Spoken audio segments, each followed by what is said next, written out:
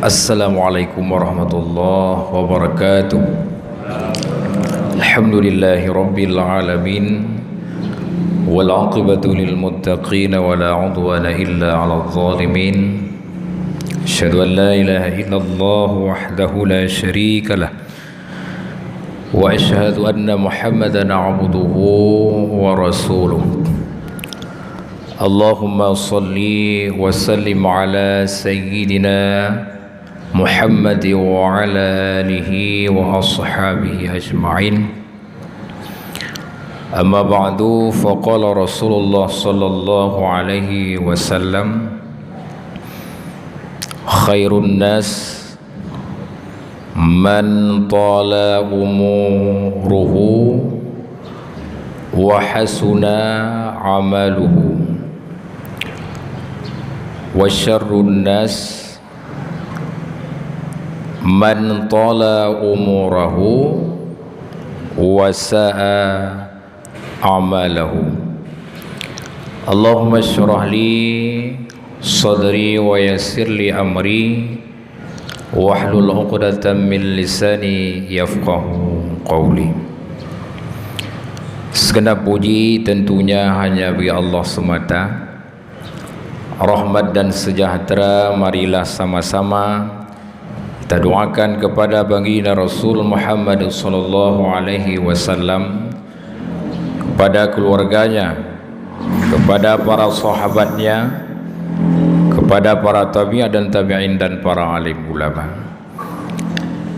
Yang kami hormati kepada guru-guru kami yang telah berhadir pada subuh yang berbahagia ini, yang kami muliakan kepada seluruh para hadirin kaum muslimin dan muslimat sidang jamaah subuh yang dirahmati oleh Allah.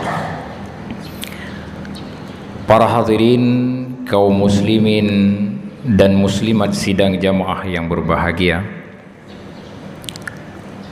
sesungguhnya segala sesuatu mempunyai tanda-tanda tertentu untuk kita katakan itu baik atau itu tidak baik. Sama halnya ibarat seperti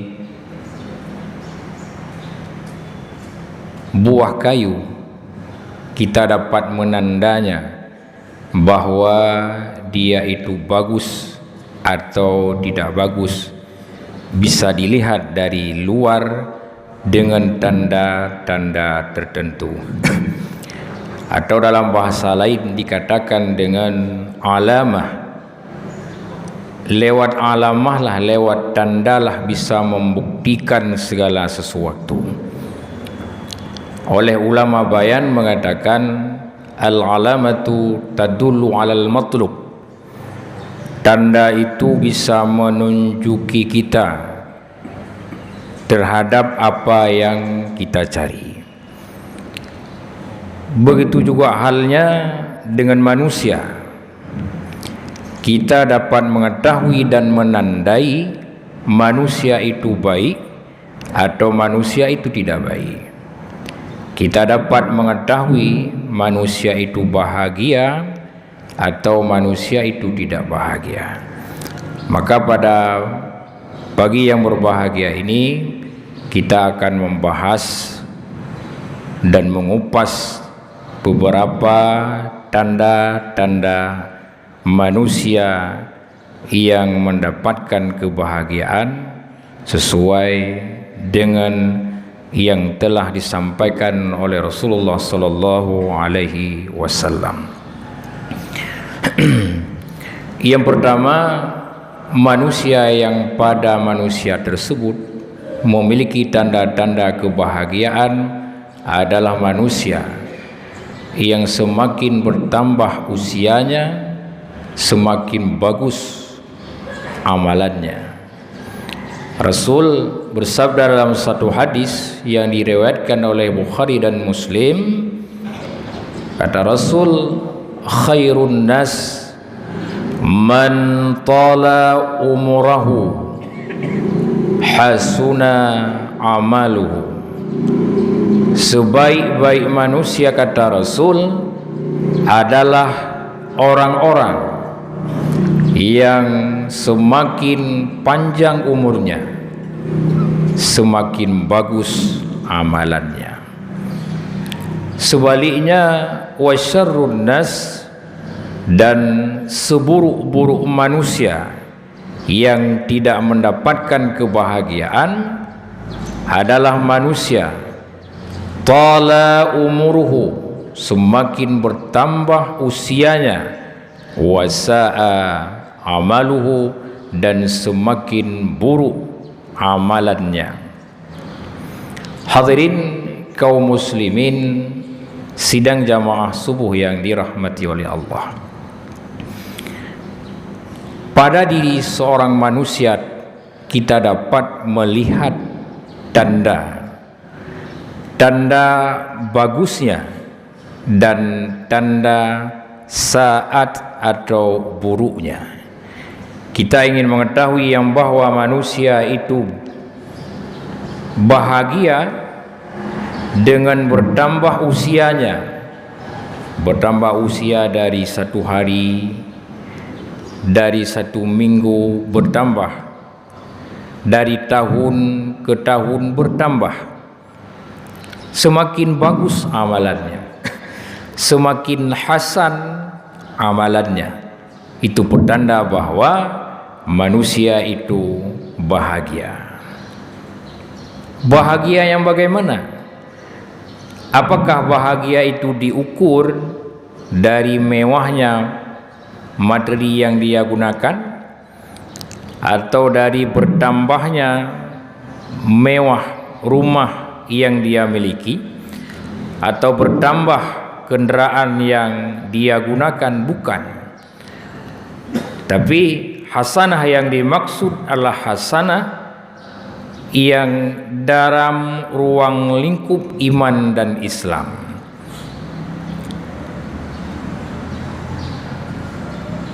Rasulullah sallallahu alaihi wasallam bersabda dalam satu hadis,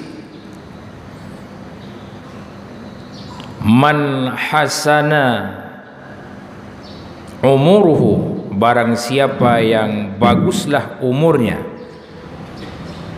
husina maq'aduhu, maka akan dibaguskan tempat duduknya. Hasan umur yang dimaksud adalah ihsan.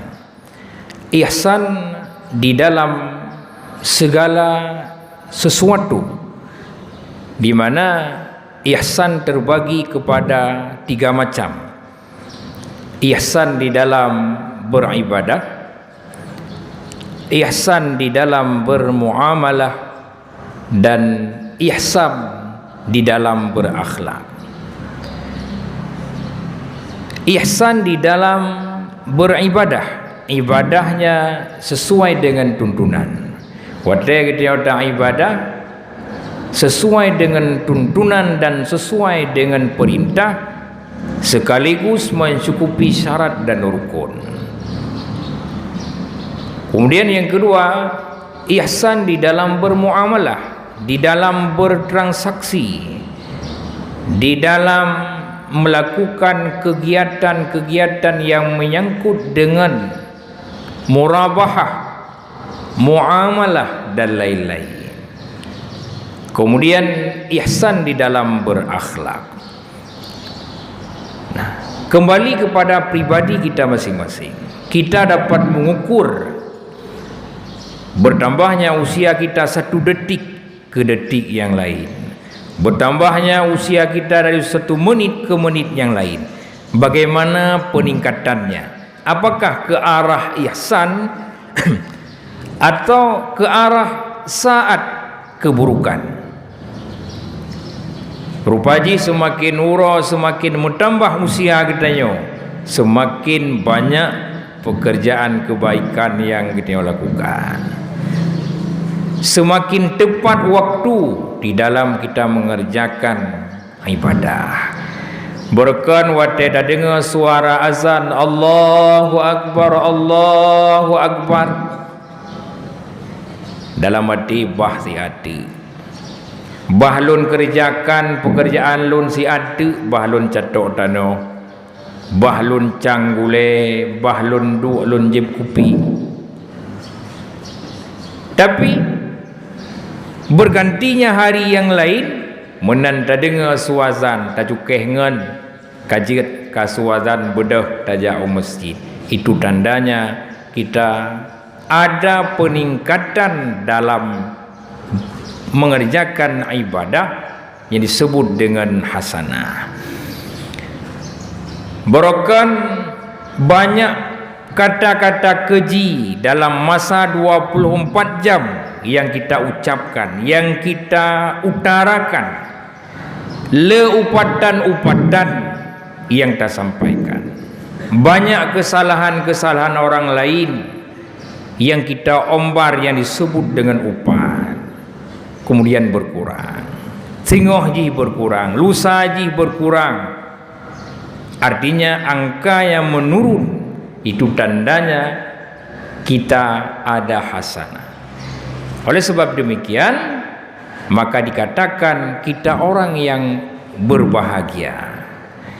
Semakin bertambah usia kita, semakin banyak pekerjaan yang baik yang kita kerjakan. Semakin bertambah usia kita, semakin banyak manfaat kita untuk orang banyak. Khairun nas man amfa'a linnas. Sebaik-baik manusia adalah orang yang bisa memberi manfaat untuk lebih banyak orang. Seorang diri kita dapat memberikan manfaat untuk lebih banyak orang. 10 orang, 15 orang, 40 orang, satu desa, satu kecamatan, satu kabupaten, bahkan hingga tingkat ke atas. Sidro gedanyo bisa memberi manfaat untuk lebih banyak orang, walaupun itu hanya dengan satu kata Bismillahirrahmanirrahim, leh maghrib tak berapa, atau dengan mengajarkan ilmu-ilmu tertentu, ilmu pasti, ilmu matematik, ilmu biologi, ilmu agama. Setiap ucapan yang keluar dari lisan kita menjadi manfaat untuk lebih banyak orang. Tidak berucap tapi lewat pekerjaan gedanya. Gedanya sebagai orang bekerja buruh kasar, walaupun ada upah namun membantu orang lain. Artinya setiap gerakan yang dia kerjakan ada manfaat untuk orang lain. Setiap ucapan yang kita keluarkan, yang kita utarakan, ada manfaat untuk orang lain. Setiap ide yang keluar dari kepala kita, yang lahir dari hati kita, punya manfaat untuk orang lain, bahkan peningkatan. Itu tandanya kita orang yang berbahagia. Sebaliknya, apabila kita adalah menjadi sumber perpecahan, sumber kekacauan, sumber kejahatan, ide-ide yang buruk lahir katanya, ide-ide kekacauan, pemberontakan dan sebagainya lahir dari diri kita. Makin bertambah usia kita, bukan semakin berbahagia, namun sebaliknya, sa'a amalahu, dengan buruk pekerjaan tersebut kita semakin hari semakin mengalami kegagalan dan kehancuran. Hadirin kaum muslimin sidang jamaah subuh yang dirahmati Allah. Kemudian yang kedua, tanda-tanda orang yang mendapatkan kebahagiaan, wa ahlun al-abrar, keluarga yang baik, istri yang baik dan keturunan yang baik, terutama adalah istri terhadap suaminya. Kata Rasul, ad-dunya mata'un, dunia itu hanya pembendaharaan, hiasan, mata benda yang enak dipandang. Wa khairul mata' al-mar'atu salihah, kata Rasul. Namun pembendaharaan, perhiasan mata yang paling bagus, kata Rasul, al-mar'atu salihah, istri yang salihah, istri yang baik, istri yang patuh terhadap suami. Apabila suami membutuhkannya, sarat ilahi, dia datang kepada suaminya, mentamkinkan diri kepada suaminya, menawarkan dirinya kepada suaminya. Apa kebutuhan engkau, wahai sang suami? Apa yang bisa saya bantu, wahai suamiku? Sarat ilahi, dia menawarkan dirinya kepada suaminya. Rabi'ah al-Hadawiyah adalah seorang perempuan wanita yang tidak ingin membagikan kasihnya kepada selain Allah. Namun setelah dia bersuami, tetap dia menjalin cinta, hubungan kasih dengan Allah dalam artian beribadah. Tapi kala suaminya pulang ke rumah, dia tahu hak suami itu apa, menawarkan dirinya.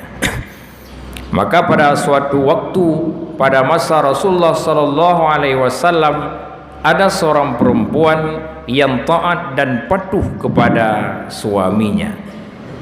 Pada suatu hari, sang suami berpamitan kepada istri, di mana suami keluar rumah ingin bekerja. Suami tersebut berpesan kepada istrinya, wahai istriku, engkau jangan keluar kemanapun sebelum aku pulang. Lebek ni tebiat tahu segolong lunwo. Istri patuh. Selepas suaminya keluar, beberapa saat kemudian datanglah utusan dari Rasulullah sallallahu alaihi wasallam, di mana ayah daripada sang istri tersebut telah meninggal dunia. Namun istri menjawab, aku tidak bisa keluar dari rumah karena suamiku tidak mengizinkan aku keluar dari rumah. Orang yang mengirimkan pesan bertanya dan terheran-heran, wahai sang urang inang, wahai sang purumoh, yang meninggal adalah ayah dron, pakan ron hani timwo, di mana itu adalah perjumpaan terakhir dengan ayah dron. Dijawab oleh urinang yang saleh tersebut, lun hanjil lun dubit, karena lun kana lako, walaupun yan ayah lun amanah lako lun hanjil lun dubit dari rumah. Dalam keadaan wuhate, dalam keadaan tidak disangka dan diduga urang inang yang saleh, tapi ayah meninggal han getimwo. Kemudian berlanjutlah, mayat jenazah tersebut dilakukan tajhid, dikuburkan dan sebagainya. Singkat cerita, rupanya Allah Subhanahu wa taala pada hakikatnya ayah daripada urinang tersebut pada dasarnya adalah orang yang amalan kebaikannya tidak baik, namun Allah mengampuni dosa sang ayah tersebut karena wab disebabkan seorang istri anaknya yang telah menjadi istri orang lain taat dan patuh kepada ayahnya, sehingga diampuni dosanya oleh Allah Subhanahu wa taala. Hadirin dan hadirah sidang jamaah yang dirahmati oleh Allah, pengabdian kepada suami berat, tapi imbalannya besar. Pada dasarnya perempuan wanita adalah makhluk yang istimewa, di mana Rasulullah sallallahu alaihi wasallam dalam satu hadis beliau mengatakan al-mar'atus salihah kal ghuramil a'sam. Perempuan itu, wanita itu bagaikan permata, sama lagi intan. Tidak bisa kita dapati di sembarangan tempat.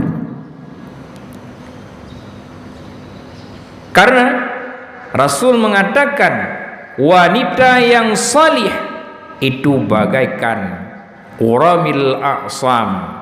Bahasa Aceh artinya a'ak yang putih sayur. Jarang tak demit, jarang tak dapati wanita yang salih.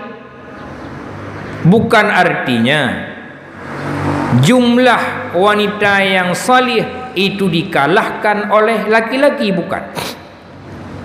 Namun wanita yang salih itu akan menjadi wanita yang hebat ketimbang para kaum lelaki. Maka ditafsirkan hadis tersebut kal ghuramil a'sam, sama lagi a'ak yang putih sayur.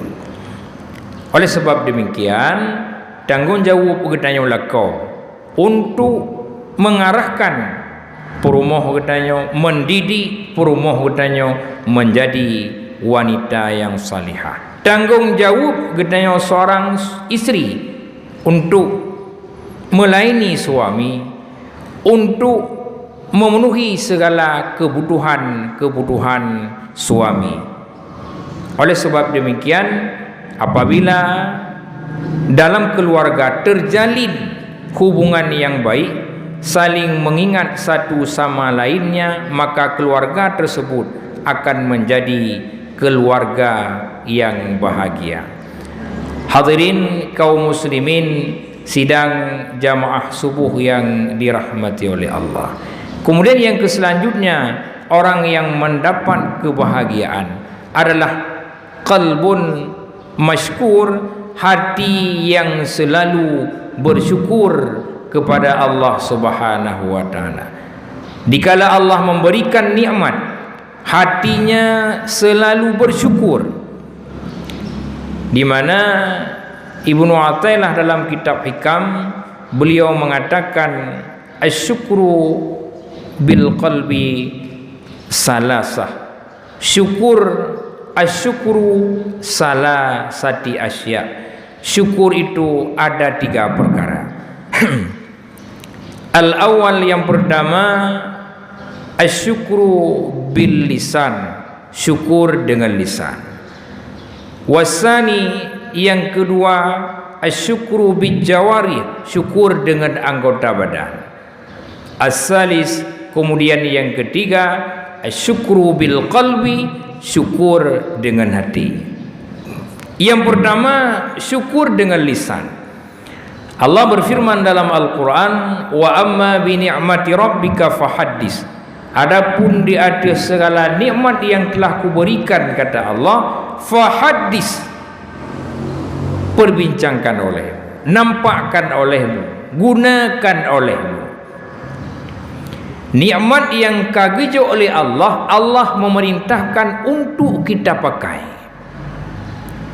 Artinya segala bentuk nikmat, baik nikmat itu dalam bentuk material, dapat dilihat, dapat diraba, atau imaterial, dia secara kuah hanya bisa kita sampaikan, hanya bisa dirasakan, juga Allah memerintahkan untuk kita gunakan. Yang pertama, dalam bentuk material, Allah memerintahkan nikmat tersebut dipakai. Dalam memakai nikmat material ada 2. Yang pertama, kita yang memakai sendirinya. Yang kedua, orang lain yang memakainya. Bagaimana caranya? Dengan kita sedekahkan, dengan kita infakkan. Karena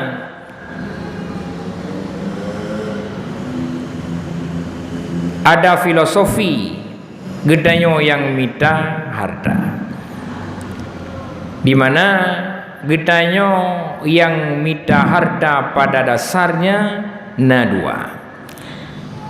Ada harta yang kita harkah, yang kita harkah tersebut kita tinggalkan untuk orang lain. Harta yang taharkah oleh getanyo sebahagian tajuk kepada agop, kita tinggalkan kepada agop, sebahagian atau 2/3-nya kita bawa bersama getanyo. Yang pertama, kibancara bagaimana pengertian urang kita yang mencari harta tapi kita tinggalkan untuk orang lain. Yang bersusah payah kita, yang morat marit gedanyo, yang suum kenang uro gedanyo, yang lepia kenang hujan gedanyo, yang kenang angin malam gedanyo, yang kenang angin laut gedanyo.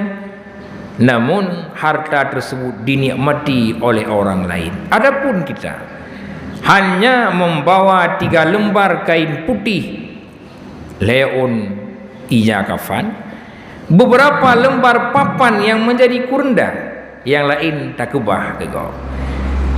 Bagaimana juga dalam getanyo mencari harta, kita harus mengingat berapa yang harus saya bawa, sebanyak apa yang akan membantu saya dengan harta tersebut. Maka Rasul mengatakan ad-dunya khairul ba'sah, dunia itu sebaik-baik kenderaan. Ad-dunya khairul ba'sah, dunia sebaik-baik kenderaan. Fartahiluha yusikumul akhirah, kendarai olehmu kenderaanmu itu yang bagus, niscaya akan menyampaikanmu kepada negeri akhirat.